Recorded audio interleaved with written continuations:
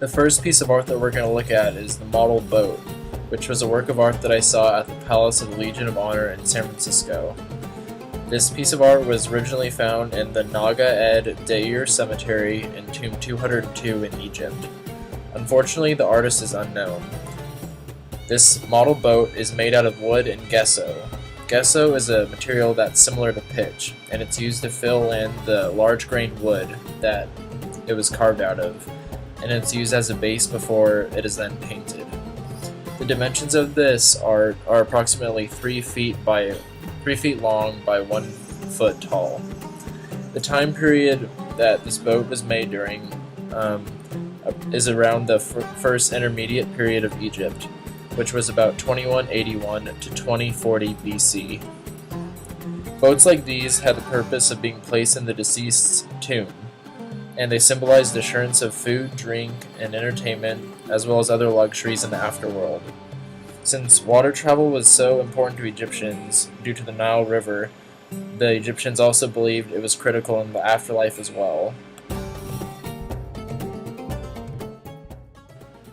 Next, while we look at a couple other examples of these works of art, I'm going to read some quotes about them from various places. The first one is from the Museum of Fine Arts in Boston, and it's just a general statement about these, quote, models of a funerary boat.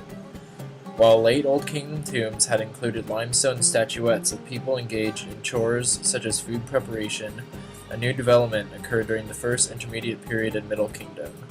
Now, models made of wood, a less costly material, were manufactured in large numbers and placed in the burial chamber to furnish provisions for the deceased in the afterlife.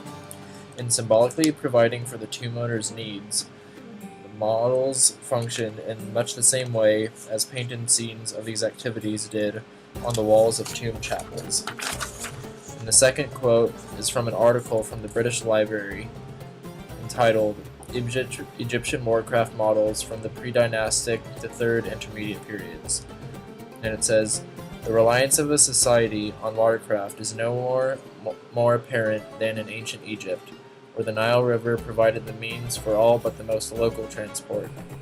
It is not surprising that ancient Egyptians would incorporate watercraft, an important object from their everyday lives, into their funerary furniture for use in the next world.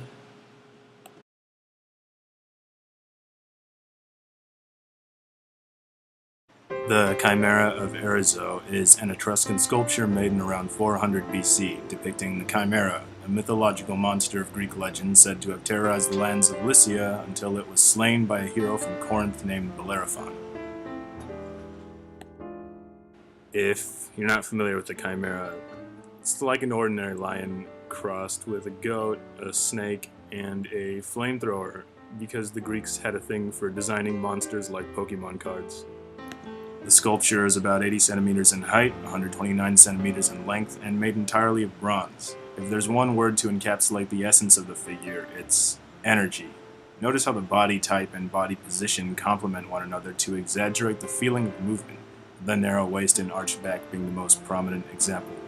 The 3 heads twisted in various positions serve to make the figure even more dynamic. The figure is further imbued with emotion, with both face contorted and the body writhing in pain from the mortal stab wound to the neck. The Chimera of Arezzo is widely considered a prime example of the Etruscans' masterful bronze work, with its realistic anatomical structure, attention to detail, and thoroughly accurate understanding of Greek mythological themes. As noted in Funk and Wagnall's New World Encyclopedia, the Etruscans, like most ancient peoples, did not regard art for its own sake, but created objects for utilitarian or religious use. The J. Paul Getty website elaborates. The Chimera of Arezzo, the sole surviving large-scale sculpture representing a battle between Bellerophon and the Chimera, had a religious function. This particular piece was likely made as an offering to the sky god Tinia, which we know because an inscription on the right foreleg roughly translates to, "Yeah, what he said." More than anything, the Chimera speaks to the wealth and prosperity of the Etruscan people. The fact that the Etruscans could not only commission such an expensive project, but could easily discard it as one would any other votive offering, makes this work absurdly ostentatious in retrospect. It's kinda like driving a Ferrari into the river because you wanted your baptism to be memorable. There are many words that describe the Etruscans, but boring is not one of them. And that's all I have to say about that.